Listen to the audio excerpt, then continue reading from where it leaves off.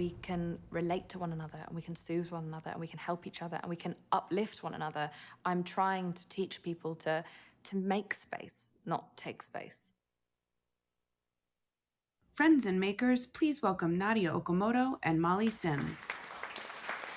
Hello, everybody. Yeah, energy. Okay. It's Friday. Thank God it's Friday. Well, welcome to Makers, Molly. I have been in the Makers community for several years now. I think since I was maybe in high school, which was like, 6 years ago. And I can tell you it's super, super fun, and I'm so excited to welcome you into the community as well. For those of you out there who aren't familiar with Molly and the legend that she is a beauty founder, an entrepreneur, a producer, model, actress, New York Times bestseller, podcast host, and a mother, and we are so happy to have you here. Thank you. Thank you, guys. I've done a lot. You guys know Nadya, nonprofit, period, co-founder of August, and I've actually had the privilege backstage to get to know her. I'm like, I'm gonna hire you for part. No, but amazing, and thank you for having me. And it's been, I'm really honored to be here. Amazing. So let's get started. Okay. You wear so many hats. Oh my God. And I'm curious, how do you keep thinking about reinventing yourself and staying inspired across your different roles and endeavors? I think I'm the queen of reinvention. I believe that, a girl, a woman, anyone can have many chapters.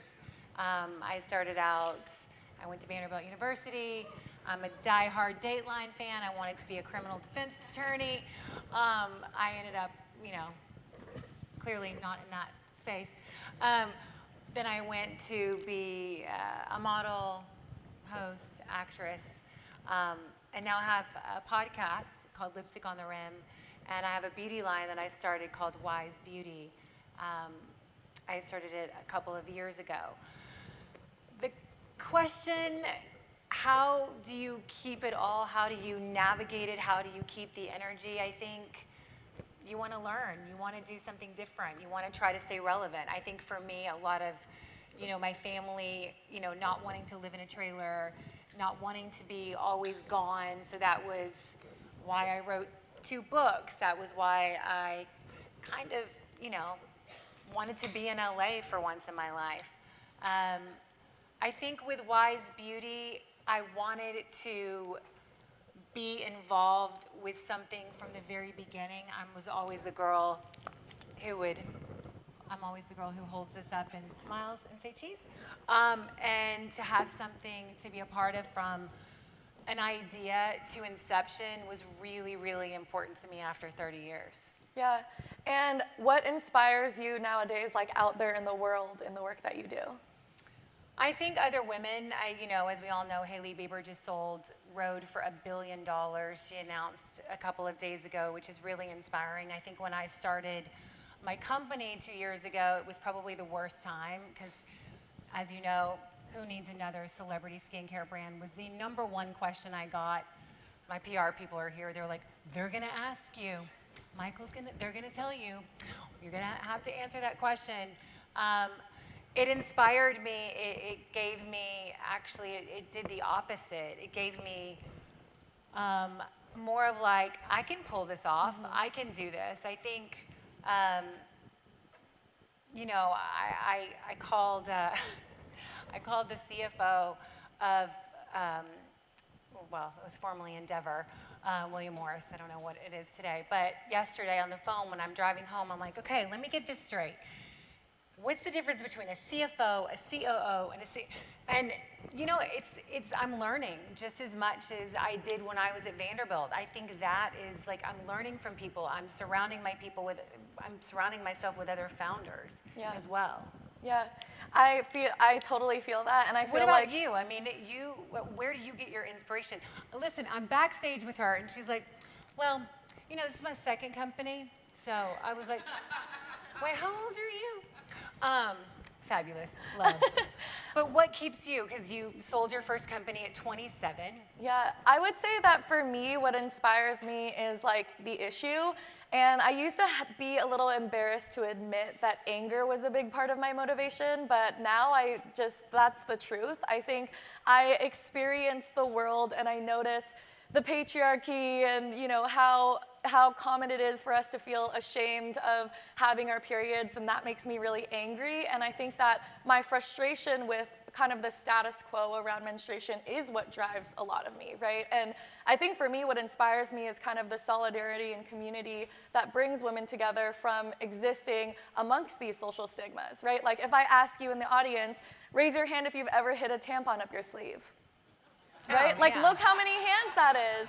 And to me, that is very inspiring in the sense of, like, that is motivating to me. Like, how no one told us, like, here's this little piece of cotton, make sure nobody sees it. And so I think that for me, a lot of just realizing the issue is what inspires me. And I think every part of my career, whether it be nonprofit and now running a CPG company and just like trying to get it on shelves, the vehicle of my work has shifted. But I think my inspiration and my mission has always remained the same. We were talking about fundraising backstage, and she was like, I'm in it. I asked her where she was, and she was like, you know what? I kind of like it. This is what I'm good at. I loved it. I love that you said that. Because listen, fundraising is not easy. No, it's like the worst part of the job. Yeah. Which leads to my question.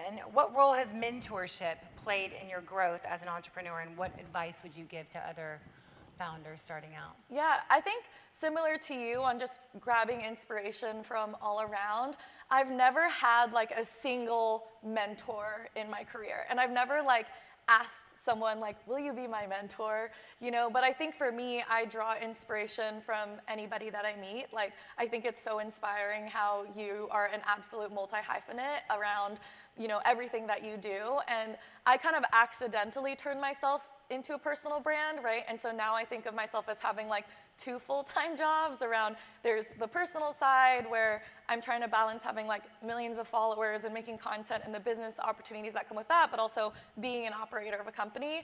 And I think for me, I really, really look up to so many founders around me, but it's also just in the makers community. Like, I remember connecting with Dylan, the founder of Makers, years and years ago, because when I get sad and depressed, I would watch the Makers videos and just literally watch these OG videos that they would do around resilience and storytelling. And I actually think media has been a huge part of my inspiration because it has had such a profound effect on my life. And I think I, from a very early time, recognized the power of that, right? But I think that if, we always like to say, like, being a business owner is it's not always fun, and you're in the nitty gritty. And we were kind of bonding backstage because YSE Beauty is about to launch in Sephora, which is super exciting. And I was telling Molly, we launched in Target a couple of years ago, and it's a very, very different vibe shift, right? Because for me, I got into my business because of the heart and the soul of the mission. And it's no denying that we live in a capitalist world where at the end of the day, as soon as you get into retail, it really is all about numbers. And so I think for me, it's been a really big learning experience of how do you balance growing a strong, profitable, business that investors are super excited about while also maintaining that connection to the heart and soul of the brand. And I would love to ask you that question too, right? Like, as you are embarking on this next retail expansion chapter of YSE Beauty, how are you not only balancing your balance between purpose-driven brand, you started with so much heart, but also your personal well-being and just like maintaining that soul of YSE Beauty as well? It's tricky. I mean, I was very strategic in launching Wise. I really, wanted to bet on myself. I purposely did not go into retail. We've only done D2C for 2 years because I wanted to know my girl. Who's my Amy? Who's my Lauren? Who's my Jennifer? What does she want? What does she like? What does she do? What does she like about the brand? And so, through my podcast, Lipstick on the Rim, which is all about beauty and wellness, I got to kind of really figure out who my community is, who my woman is, which is really important when you go into retail, because you don't want to lose who your girl is. Like she just said, at one point, because it's about the numbers, you're gonna have to go over and like, I wouldn't do that. My girl doesn't really like that, but that's what sells for them. So it's really important, I think, if you can hold on and figure out very early who that person is, that's your consumer, that's your community, that's your customer, that's your girl, that has been key for me. My hair is gonna get into it. And I know you mentioned the buzzy word of wellness, and that's the little chapter of the day that we're at on the agenda right now. I'm curious, like, what is wellness to you? Like, what does it mean to live a life where you have like wellness in general?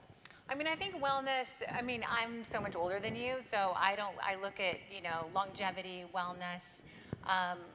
My mom used to say, if you look good, you feel good, and if you feel good, you look good. So much of, you know, our world is, you know, makeup and how we present, but it doesn't matter if you're walking down a red carpet if you don't feel good about yourself. And so wellness for me is really important, especially with a family, to imitate exercise, taking care of yourself, taking care of your health, eating well, sleeping well. It's really important. I have to say it's a little bit difficult having 3 young kids at my age, but I try to balance it, but it is not easy. Yeah, for me, What about you? Yeah, wellness for me at the moment is sleeping as much as possible. And I think my biggest productivity hack is that I sleep like 8 to 10 hours a night. Yes, cheers, cheers. Okay. I would die to come and live with you. No, yes, because for me, and it's actually so interesting because in coming here, my team sent me my first OG video when I stepped onto a Makers stage, and I was still in college, and I was 19 at the time. This was 2017 in Makers, and I was looking at it, and then I was looking at kind of the BTS videos I had taken, and I think I had slept 2 hours the night before. And I was just reflecting on how I think I came into my career 2014, I was 16 years old, started my first nonprofit in a really toxic era of girl bossery, where, you know, the slogans were, you know, never sleep, work till you drop. And I lived that, and I was so rewarded for it in my early like career years. Like I was sleeping 2 to 4 hours a night and winning national awards, giving TED Talks, and I was super proud of myself. The organization was growing, but at the end of the day, like I was exhausted. I think I dissociated most of the exciting parts of my early career, and behind the scenes was going to emergency rooms because I was passing out from exhaustion behind the scenes. And in 2020, I went to rehab from exhaustion and was literally doing addiction treatment for my addiction to work because, okay, maybe TMI, I had a really toxic way of thinking about like, if I send 10 more emails and I push off pooping, and then I had really bad like IBS because I would literally think of it as an opportunity cost to work, like taking care of myself, sleeping, going to the bathroom. It was so extreme. And so I think now wellness has a very literal meaning of like sleep as much as possible, take care of myself so that I can actually live my life and not just be kind of sleepwalking, trying to be as productive as possible. Is this working? Yeah. No. I think you have to be really careful going to extremes on any of it, Yeah. right? Because sleep is super important. Also, you want to make really grounded decisions that you don't regret later. But I can see you're young, you know, you're in it to win it. I think I'm glad you acknowledged it, got help, because I think later on you would have really been burned out. Yeah, I mean, I think that it's a challenging, I think, mentality that I've personally had to work through, even as a founder, is I think I've been conditioned to think that if I'm not on the brink of burnout, then I'm not working hard enough, right? If I have more to give, then I should be giving that amount. And I will say, I think that that's a lesson that I'm still learning, right? Like, I think that for me, I get a lot of emotional fulfillment from feeling like I am giving my maximum, right? And I think I'm still learning that balance. Like right now, my current obsession is running marathons. I started running like 8 months ago, and I've run 5 marathons so far. And I'm like I'm all in it. Like I very much went to an extreme of it, but even with that, right, I think that running as a personal hobby has been a big learning lesson because you have to recover and you have to take care of yourself for that long game. And I take so much of those lessons into my founder life. But I'm curious for you, like, have you burned out before? Like, let's get real for a moment. Like, finding wellness, have you had to learn that the hard way? What has that journey looked like for you? I mean, yeah, I mean, I've definitely been burned out at moments in my life. I think just the balancing of family and kids and work. And yeah, I mean, I definitely have had moments where I cannot talk to another person. Like, I have to be silent. No one else can ask me a question. Kids have definitely given me a lot of patience. But they've also, you know, given me a lot of balance. Yeah. I think as a young person like you, I was always on a plane. I was always on a train. I was always everywhere doing whatever. But I think now I have more boundaries. And I have boundaries with WISE. I mean, you know, mental health and wellness is really, really important for a company. And to, you know, kind of really be in it with your employees. And if you see like, you know, someone's working too much, you know, acknowledge it, give them the day or let them take a moment, like let them have their own feeling. I think when there's too many things going on that I can get, I'll just tend to say no more as opposed to if I just know my capacity, look at the calendar and, you know, sometimes you cancel, right? Sometimes you do say no. And I think no is a really important word because you get to say yes to other things. Do you have any specific habits or boundaries? Like, I know some people like put their phone in a box or like have a specific bedtime. What are those boundaries and habits? I mean, I lied. I lied the other day. I lied that my kid almost broke his foot to get out of going to a black tie event on a Friday night at 5 o'clock. I lied. I lied to my best friend. And Mary. that's the habit. I lied. That was my habit. No, turning off the phone. You know, I got into red light recently for like 5 minutes. And I know it sounds really weird, but it's very calming. It's very, I can't meditate. I mean, I don't run marathons. I wish I could. I had back surgery. But I love a sauna. I love an infrared if I have ever the time to do it. I do work out in the mornings, and those are kind of like from like 5:45 to 6:30 before I kind of get started. Like that's kind of like my moment. I love to read. I'm an avid thriller reader, so I love murder. It's very calming. But let's talk about work a little bit. Okay. You're a founder. You've got 2 companies. What's the hardest thing? Do you take advice well? Do you listen? What are some of the things that you think have helped you, but also things that you've learned along the way? I think that for me, the hardest thing is just constantly feeling like I'm not doing enough or that we're not growing fast enough. I think the word enough is something that I really struggle with. And I mean, so I was diagnosed with borderline personality disorder several years ago. And the best way to describe BPD is that it means extreme imposter syndrome is kind of like my baseline, right? And like feeling like I'm not doing enough, like that at an extreme level is part of that diagnosis. And in many ways, I think that this kind of condition that I have mental health-wise is a really big superpower because I think for me, not feeling like I'm good enough and not feeling like I know what I'm doing has served me so well in hiring the right people. Because in every aspect of my journey, I prioritize surrounding myself with the most experienced, smart people, right? Like my senior leadership team at August, you know, I depend on them fully, and I think I really believe in having the right people, and I'm really good at delegating, and I think in some ways it's because it's something that I've learned, but also I'm not the best person to do this. Someone that's their genius skill has to do it. But I feel like I go to sleep every single day at my strict bedtime of midnight, and I feel like I'm not doing enough. Like last night, for example, I'm in my hotel room, I'm exhausted, I got off a plane, and I had this weird like just a hiccup in my own boundary setting. I was exhausted, I was about to fall asleep, it was 11 p.m., and I just felt like I have more to give, and I have an hour before my bedtime, and so I did a TikTok shoppable live for 40 minutes. Girl. And when I tell you, I was literally doing this live, and TikTok Shop is like a new kind of focus for us.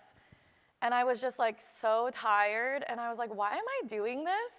And I was kind of talking and, talking to the product, seeing sales come in, and I was like, this is such a hiccup for me of feeling like I was about to go to sleep, I could have gone to sleep, I'm all about my sleep, and I got on live to do a TikTok and literally had people in the comments being like, girl, your eyes are closing, you need to go to sleep. Where finally I was like, okay, y'all, I'm so sorry, like I'm gonna go to sleep now, but then I had a hard time going to sleep, probably because I was so stimulated by the Probably live. because you were talking for an hour. Yeah, and live, it takes a lot out of you. It's literally modern day QVC. Hi everyone, okay, you have 5 minutes on the flash sale, get ready. This is a hypoallergenic super soft pad. You're just talking constantly. But I was reflecting on that because I was like, I think it comes from the hardest part of this line of work, or just my mental health in general, is every moment I have free, I'm like, I'm not doing enough. Like, I should be doing something more. I have an hour of free time. Let me go live. Like, that's a stupid decision, And I think that's the hardest part, is just Yeah, but it can be your superpower, and it also can not be your superpower. Yeah, like Achilles heel. What about your you? Achilles heel. In terms of like the founder part of the All question, of it. Listen, I'm really good at asking questions. I think that's the one thing is my superpower is I have no problems calling someone up. A quick story, I was having some issues with finance, with having a fractional company that I really wasn't happy with. The guy was a misogynist, spoke down to me and my team. I had got recommended him, so I felt like, oh, I should stay, but in my gut, I knew it wasn't. And, as a founder, there's so many different things. For me, there's supply chain, there's finance, there's marketing, there's PR, there's product, there's PD, there's, like, as you know, there's so many different verticals. And I'm a list maker. Like, I have sticky notes, I have lists, I can't read my own lists, but I write them down so I can remember. And I always wanted to meet this woman named Linda Berkowitz. You probably don't know Linda Berkowitz, but Linda Berkowitz was Ilya. She basically sold it. She was there, I think, 8 years. And she agreed to get on the phone, on a Zoom with me to kind of walk through some advice. Got my notebook out, like I'm at school with a freaking highlighter. I'm like, what do you think about this? Should I do this? What do you think about this? And I'm like, I burst into tears. And she was like, you need this person. I'm not going to say the name, but you need this person in your life. It was a finance guy. And he was like, oh, he's running a major company now. And I was like, oh, and anyway, she was amazing. She spent about an hour and a half with me. I sent her the product. She wrote me back, and she hooked me up with this incredible headhunter named Shella, this legal person out of New York. And I kind of was embarrassed to, hey, can I get the other name of this finance guy, just so I could ask a few questions. So I wait 2 or 3 days, and I'm like, I go on LinkedIn. I am not a LinkedIn person, because why would a model or an actress go on LinkedIn ever? But now I am. I cold messaged this person, and I said, hi, my name is Molly Sims. I know, yes, this is really me. This is really weird. I don't even know what I'm doing. But if you get this message, I got your name through Linda Berkowitz. A couple days later, I get an email from this person. And she's like, no problem. I'll talk to you for a couple minutes. So I get on the Zoom, and I start talking to him about kind of where I am, my P&L, what issues are happening. And he's like, okay. And then he takes another Zoom with me.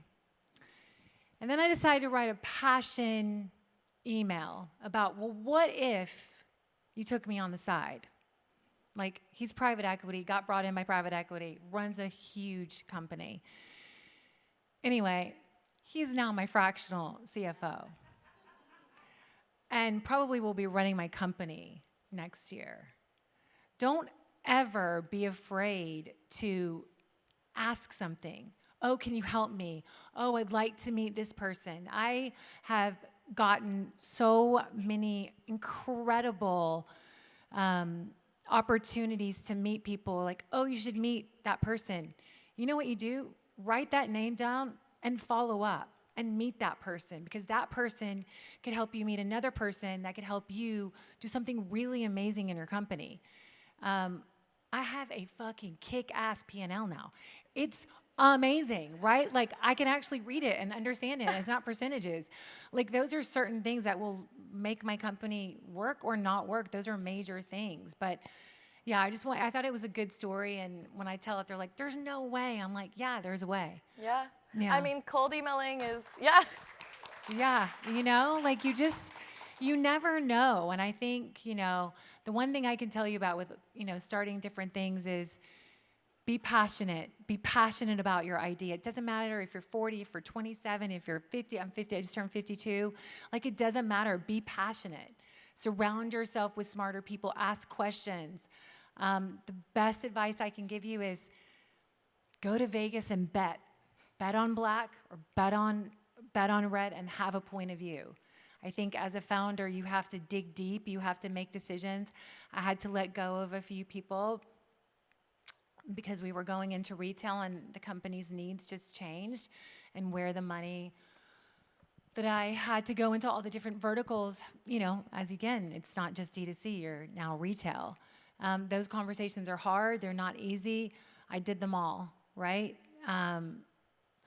Be involved in the good decisions and the hard decisions. And I think, culturally, I think you run your company like this as well. Think about their mental health and their well-being and try to make the best community you can get. And because that's really the people who are going to back you in the end. Yeah, absolutely. And I will say cold emailing is like literally why I'm here. I think I sent the Makers team a DM and was like, hey, super fan, can I come to the conference? So literally why I'm here. But yeah, I mean, I think that I'm so excited for you in this next chapter. Retail is a whole other beast. It's a fun one. And yeah, I mean, I'm excited to be watching on socials and everything as well. I do think we have some time for Q&A as well. And so I know Janae is here as well. And so we'll have mics coming around. But I can speak for myself that I think one of the things I love about the Makers community is, like, I feel like people show up and they're just open books and they're really ready to talk about things that we don't normally get asked, right? Like whether, about our well-being or ready to get vulnerable. And so I'm just saying that as I give permission. I'm a total open book. Ask away. Ask any of the weird questions. And yeah, we're excited to keep the conversation going. Thank you, Nadya and Molly, so much. We needed this conversation on navigating wellness and health. So we're going to take some questions from the audience now. Quinn and Tuesday. There we go, right there. Hey, Heather. Hi. My name's Heather Odendahl. I founded a community and a conference called W North. I'm from Canada. And my question is around your podcast and content creation. So I'm 10 years into this, and I'm actually thinking of starting my own podcast. And so I know that your podcast, Lipstick on the Rim, has been like a place where people really go for like wellness and beauty tips. And I want to know, how did you get started? And do you still believe that the podcast helps you move the momentum of your business? Listen, I was in the very early stages, but about a year into writing a third book. And when I had the idea that I was actually going to start the company strategically, the podcast did help immensely. The book, actually Leah Wired, I think she's at People now. She actually really she was like, well, you can't, a book, what's a book gonna do for you? Like, she's the one who actually taught. I'm like, a podcast, why a podcast? She's like, you're really good at talking and you love talking about everything. And I was like, you think so? Listen, the podcast in the beginning was very difficult. They did not want my co-host, who's my best friend, Emma Shagormally. They wanted me to be with an actress who was very nice, very nice. I would rather slit my wrist than do a podcast with her, but she was awesome. The point about it, what makes my podcast great, is because I do it with my 5'3" best friend who lives in New Jersey with 3 kids, and we talk to plastic surgeons, we talk to actresses, we talk to, we would talk to Nadya, like we talk to incredible people, and we just, honestly, we get to go to school every week. Like we take notes on, what to take, what not to do, what to buy. My co-host has a shopping addiction, so it's great. You will know everything, your pockets will be empty. But the one thing that we really do well is, at the end of that 50 minutes, sometimes we go over, should be 40. You should do 40, because no one listens past that. But we answer a question. We answer questions. And if you always notice, you'll always know what you're going to learn at the very top of my podcast. So if you're starting a company, you've started a company, you're starting a podcast, what questions are you answering? Listen, a lot of people do, I founded this company, and that's every week that's how I built this, right? That's a different format. My format is, what questions do you want to get answered that the people who are listening to your community walks away and think, I'm going to do that, or I learned that, or, that's some way you can, kind of be a little different and then be strategic within your company of starting a podcast. It's not easy. I think you have to think about the social element out of it. I don't do paid. I probably should. But it's not that hard. You could also do it in your bedroom on a Zoom. And I think the key, like the Nadya says, is to be really, we started Lipstick on the Rim because we wanted to be transparent. We didn't want to gatekeep. People would be like, oh, what do you do? And, I'd say like, okay, listen, I do Botox. I do all of this. And then I would ask certain celebrities, and they're like, I sleep a lot and I drink a lot of water. I'm like, bitch, you do more than that. But so that was the point of our podcast, is to really be open and honest. And yes, you did the deep plane facelift, but whatever. But yeah, I think, again, what is your idea? What do you want people to know? How can it navigate back to your company? Thank you. That was super helpful. That was really long. I've been resistant, so I really like that. Thank you. Guess what? It might work. It might not. Well, one of the things that I'm going to do is to elevate the voices of other women, because I produce events and conferences, and I've met over 400 women have been on the stage. And you have all of the material. I have the amazing women that I want to tell the stories of, and they're not always the names that you've heard of. And I realize that that's what I need to do. So stay tuned. I'm starting a podcast. I can't wait. Hi, guys. Back here. I'm probably right where you can't see me. Oh, I see you. Okay. Hi. Hi. I'm Kamala Avila-Salmon. I'm so excited to be back in the room with the makers. I used to be at Lionsgate for about 4 years, heading up inclusive content, and I just started my own production company. So I'm charting the entrepreneur life like you ladies. So the question that I have is about community, because I feel like community and who you surround yourself with is such an important part of holistic wellness, especially as women. I know we invest so much in our community of girlfriends and people that support you. So I'm curious, for each of you as busy, businesswomen, how do you invest in your community of girlfriends? Where and how do you find and develop relationships with new girlfriends? And then how do you just kind of overall integrate that into your life amidst work and life and travel, and if you have them kids or parents and all of that, how you prioritize your relationships with your girlfriends? Well, I just did a podcast on this. I love my girlfriends, but I put a lot of work into my friends. Amisha will always say, you only need 4 quarters, not 100 pennies. But you do need those 4 quarters. You do need good girlfriends. Good girlfriends is, some of my closest friends are literally my family. You have to invest. You have to make the time. calendar it in. If you have a busy family, if you're busy or you're working, or, just everybody's life gets very difficult. But community and girlfriends to me are absolutely everything. I think, do they feed you? Do they, different people come into your life as a girlfriend in different ways. Like the one that's always pushing you, the one that you go to, like, she's going to say yes, right? She's like Switzerland, right? She's never going to really, but you have certain, friends that will kind of fill that bucket. But I think it's really important that you create that, not just at 20, not just at 30. I have the most incredible women in my life. I lived in Europe for almost 6 years, so I have friends all over the world. I did my 50th birthday in Morocco, and I'm like, half my friends didn't even know my other half of my friends because I still kept in touch. Don't you think it's important to, really invest in those women, and sometimes it's hard, right? Because you get busy and you're working all the time and you have 19 jobs and it's not easy. Yeah, I don't think I'm the best person to answer this because I feel like I'm still learning it. I think for me, I hold my sisters really close, and I think that I kind of prioritize hiring people and surrounding people like that I really want to be around.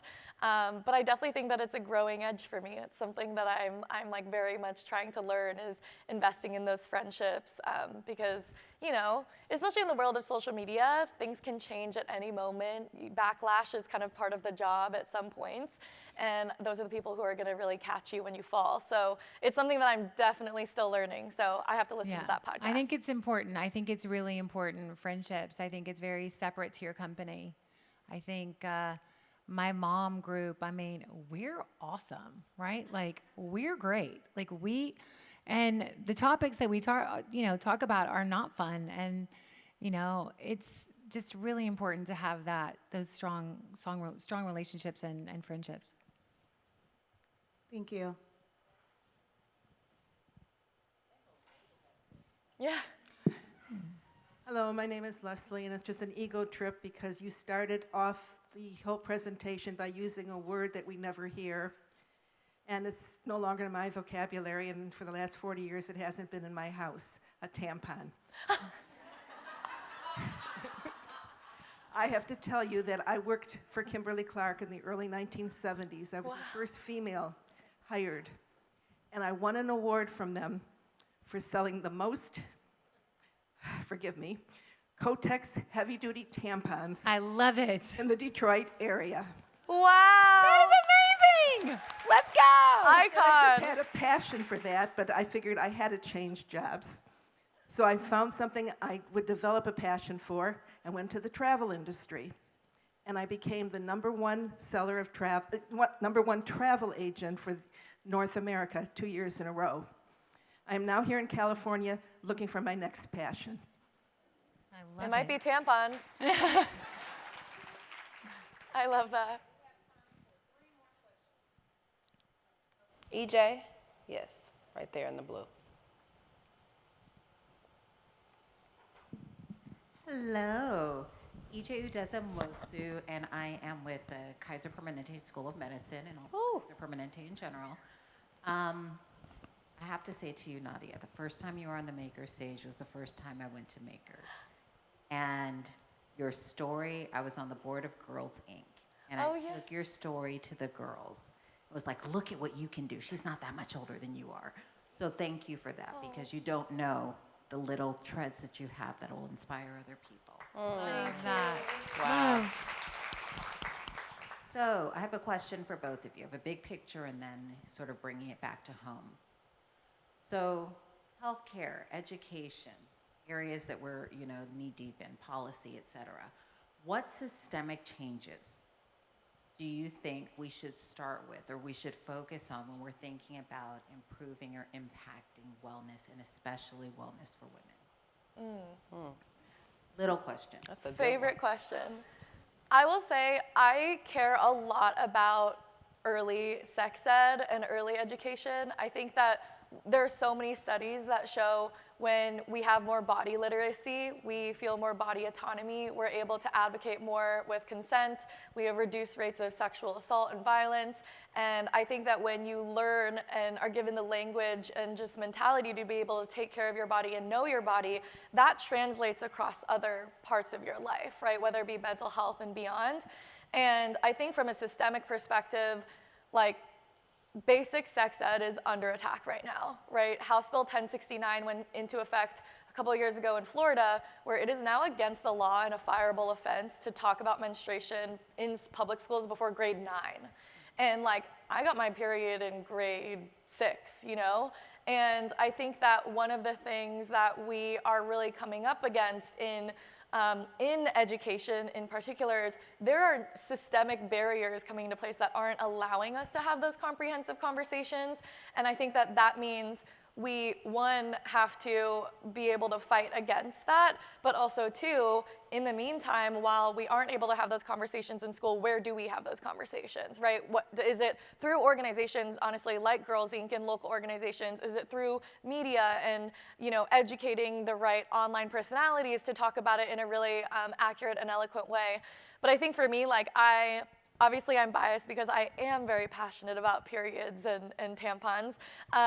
But I think that from a systemic perspective, there is a lot right now around, specifically for young girls, just being allowed to know our bodies and know that our bodies are our own. And I think the learnings from that translate to our holistic overall health. I agree. I mean, very well said. I have 3 small children. Open, honest conversations. We don't do it enough. I read about that in Florida, which is 9th grade. I mean, you're past getting your period. Like, it's crazy. I'm from the South, so we don't talk about things. We hide things. It's not good. It's not good to not tell your kids the truth about their bodies and developmental things that are totally normal. And that is a very big difference on how I'm raising my children. This is who we are. This is how your body works. There's no shame. And I think those open conversations, especially, you know, and I think we're doing better with it, but will help us all around.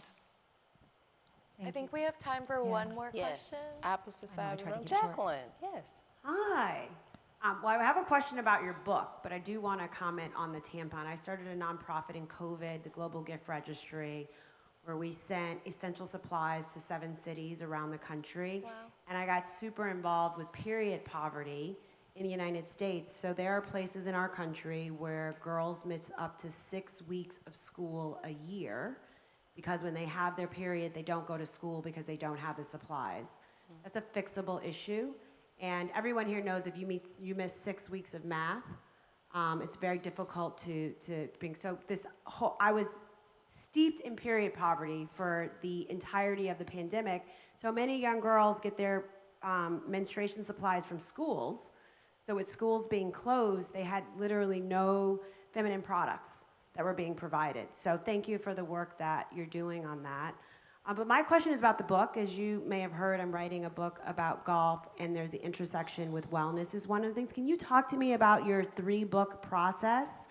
Sort of, you know, what your writing process is, who your literary agents, you know, might be, where do you think spaces are? I just love to hear about, you know, the book process that you've had. Is this for me? You're the one with 3 books. I have 2 books. 2 books, but you're writing the God. third. No, well, I kind of tabled it and started a podcast. But I can tell you, I was with HarperCollins on my first 2 books. You know, it's not easy. I think your positioning, you know, they're different. There's a lot more opportunity now than there was even 10 years ago in terms of writing a book, right?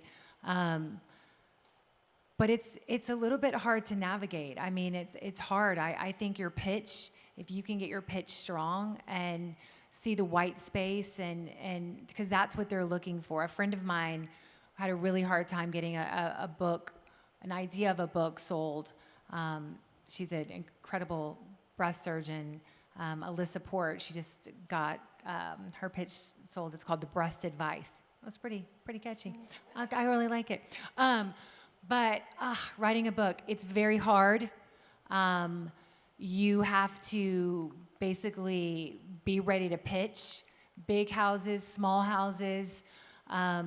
Look at books that you want to emulate, like their path. There are people that you can hire to help you get into the literary, either an agent. The book world is not easy. But I think if you have a good idea, if you have a good book, you will get bought. You will get sold. Yeah. I think I was with Simon & Schuster for my first book, and I actually have a different take on it, which is that compared to running company, I thought writing a book was way easier. Are you kidding me? But I will say, from a literary agent perspective, I literally just chose the book, this is the book that I want it to be, and then I stalked whoever their literary agent was and then got them to sign it. When I was writing my book, there was this book called Notorious RBG, which was a great kind of educational one, and I just stalked whoever that literary agent was, got them to sign the book. I would say my biggest thing is right now in the industry, they just care about marketing. Obviously they want good books, but part of your book proposal and what you're gonna get paid for is what is your marketing and promotion plan? What does that look like? And I think having as much of that set up as possible is it's a huge part of the pitch in the current moment. But I mean, I think the beautiful thing about a book is I consider it a stepping stone. I don't know if you think of that as well, but it was the marketing plan and how you build it out was, there's the book, but the book is its own product for its own movement, right? And I think that that's the vision you need to tell rather than just focusing on what the end product is gonna be. I can talk about that for so long though, I have so many thoughts. But thank you so much you guys for your questions and thank you so much for sharing space with all of us. Thank you, Nadya. Thank you guys. Thank y'all so much. All right, this is the moment where we're gonna open it up to the room. There are a lot of folks in here intentionally, right? This was not an open invitation. Everybody that is sitting in this room, the folks next to you, right, are in here for a reason. We wanted to open this moment up to have a conversation on wellness. I'm looking at Dr. Alicia, Ms. Roz, folks that I know, Andrea. How are y'all navigating wellness and work? Just gonna pass the mic around. Where's Quinn and Tuesday? Just gonna open it up of how you all as leaders are navigating life and work through the lens of wellness. Because everybody in this room is navigating it, not just from this stage. Go, Dr. Kennedy, tell us. All right, so the only reason why I took this microphone is because if you were at Maker's Circle a while ago, you heard a situation that I was going through, which was tumultuous. Talk about burnt out. I'm happy to report that I'm in the same place, but not the same place, if that makes sense, right? Because I'm navigating wellness from a perspective of not allowing the things that I can't control to consume me to the place where it affects my well-being. And I wasn't there before. And so the way that I got here was, I don't know, is Daisy here? She's not. Oh, I know. Okay, if you have not gotten Next time. Burnt Out to Lit Up, go get it. Yes, yes. Go get it. It's a book that is written by one of our makers who is amazing, and it will change your life. The second thing that I'm doing to navigate wellness is I'm such a spiritual person, but I wasn't being faith forward in the way that I was approaching well-being. And so I'm utilizing my faith in a different way. For Lent, I gave up God-sized problems. There are simply things that happen in our lives that we cannot do anything about, but God can. And when you have a God-sized problem and you are type A, want to control everything, be the person who finds the solution, that's me, you try to find the solution. And sometimes he is the only person who can work it out. So your job is to be still and know that somehow it's going to work itself out. And your job is to keep showing up for yourself every single day and having the courage to keep moving forward. And so that's how I'm navigating wellness. And I'm in a whole different place and happy about it. I'm so glad you're in a different place, Dr. Kennedy. Thank you. Okay, Miss Roz. I guess I'm the Miss Roz. One and only. Good afternoon, ladies. Roz Hudnell. So I'm going to get kind of practical. So a lot of you know, they're looking and they say, whenever people see me now, they're like, okay, what happened? Your hair grew. That's a black women thing, but white women ask me too. And it's all about wellness, right? So it happened during COVID, because if you think about it, there's all kinds of things behind that. But what I would tell you is, for women, when you're talking about wellness, I'm going to go to physical wellness first. And I would go to, are you getting enough sleep? See, the reality is, you cannot be well if you aren't sleeping. And so if you go to that problem, it's kind of like way back in Title I when they were looking at low-income children not being able to learn. And they had all these, they thought maybe it's the teachers, maybe it's the books, maybe it's they had all these things, and there was a woman that said, I bet they're coming to school hungry. That's how the free meal program was instituted in this country, because poor kids were coming to school hungry. And if your brain isn't being fed, you can't learn. So the first thing about wellness that I tell women, I tell my daughters, I tell everybody is, if you aren't getting enough sleep, you're not going to be well. You aren't going to be mentally well. You're not going to be physically well. And so you have to back up. Are you drinking alcohol too long at night? Are you having too much caffeine? Can you not turn your brain off? Are you sleeping with the TV on? Are you on this device right before you're trying to go? So that was life-changing for me when I made decisions about what I need to do to get more sleep. So that's the first thing I would say. And then the second thing that I would tell you, and I think every doctor would tell you this, is you're probably not drinking enough water. So I worked in tech for 25 years. I just get real practical, ladies. Like, what are you going to do? I mean, I love the God-sized problems, girl, please. Those aren't going away. You can give them to God, but sometimes God gives them right back to you. Just letting you know. Water, sleep. And the third thing that I would say, and I'm going to get very clearly, how many of you have a therapist? Raise your Well, a hands. lot of people on stage admitted they were having therapy. I said, oh, this is pretty cool. Therapists, and the other thing that I will tell you is, see your doctor regularly. I do all my annual checkups around your birthday. You won't forget. Just birthday time, all your stuff gets done. All of it. And so those are my three practical, because I came from tech. What are the three things? Christy knows this. What are the top three things? Every meeting, top three things. Okay. Sleep, water, and what's the third thing, ladies? Therapy. And doctor visits annually on your birthday. I've done my job. Yes, you have. Thank you. Thank you. Angela and Andrea in the middle. Thank you.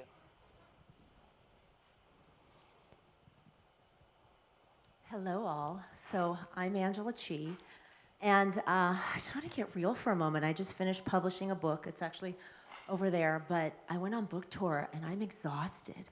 And it wasn't even a book tour. It was just I went to South by Southwest, and I went to a lot of large conferences, and you spend years creating something. All of you are working on something, creating something, and then you finally do it.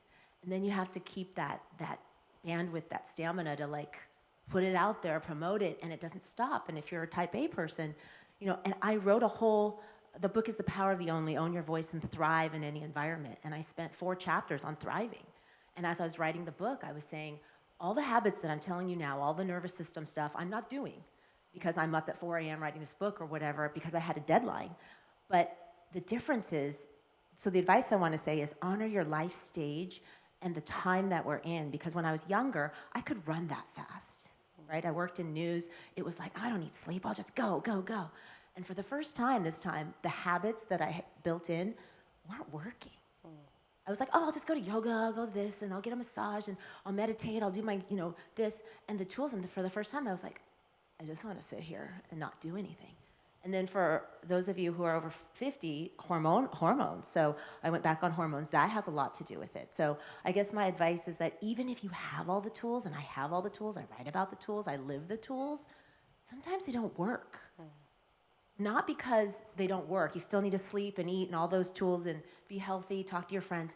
But I want to honor something about our nervous systems. Sometimes it's okay, maybe not to be okay, right? Because I'm such a type A, I'm going to type A this, if I yoga this out and then that, it'll feel better. And I think that the time that we're living in right now, like it was almost like sitting down and going, it's okay that you're a little tired. As long as you're sleeping and doing all those things, if you've already done all those things, because maybe your hormones aren't great today, or the environment is actually, there's some things that are out of our control, right? And so I took a little break for like a week or two, and then I came here because I wasn't sure I was coming here. I'm like, I'm tired.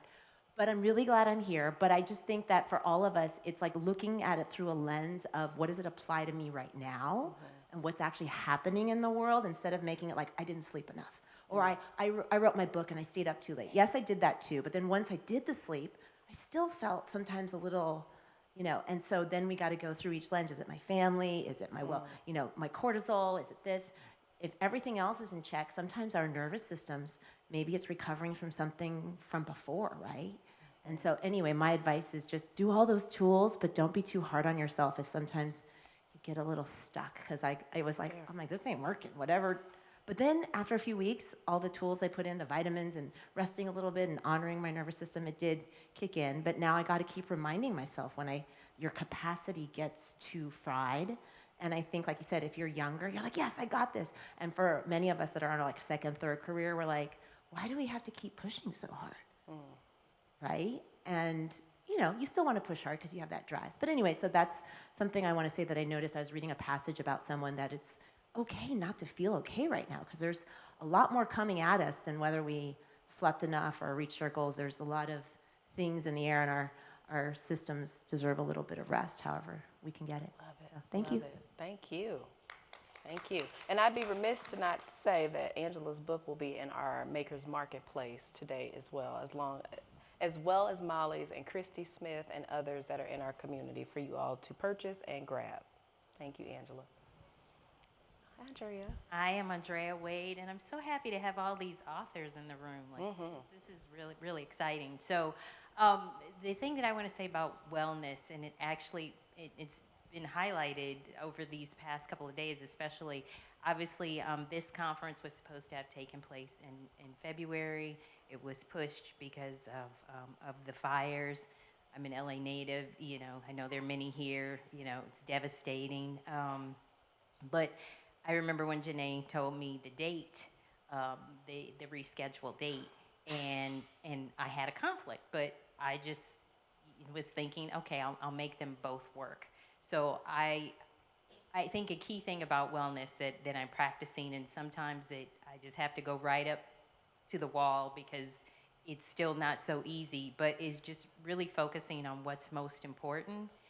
And it was really important for me to be here. So I was planning to be here, but then I was thinking, well, I'll just leave for that little bit of time to do the other meeting, and I'll come back. And again, anyone who knows LA, like that is a disaster. Like that is not something that's feasible. But I was literally, up until yesterday, that was my plan, because I was hesitant to ask for what I needed, to ask someone else to step in. And then I just, again, thinking about what was most important, it was most important for me to be here, fully present, to not have to fight the LA traffic, to not, have to worry about, oh my gosh, I'm gonna be late for that, am I gonna make it back in time? And so I did that. I asked for what I needed, and I'm here, all day, present. And someone on one of the panels said, it was like, oh, we try and multitask, and, and we can't, so.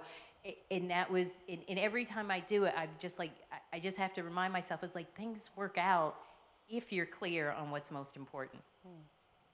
So it worked out, and I'm here all day. The other thing that I would say is good for me in terms of wellness, and people have talked about doing things that kind of calm down your nervous system and everything, and I realize I don't do it enough, but even just when I think about it, it calms me a bit. And it's something, maybe because it taps into my childhood and fond memories, is that I like to color.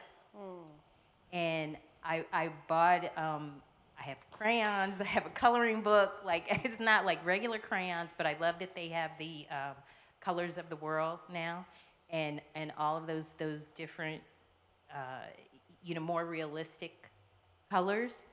And so I'm thinking about that, because one day it was just especially stressful, and I pulled out a piece of paper just to draw a picture, and I'm not an artist at all, but it was something that got my mind off it. I drew like this one picture and everything, and spent a few minutes on that, and then just kind of put it aside and went off to do something.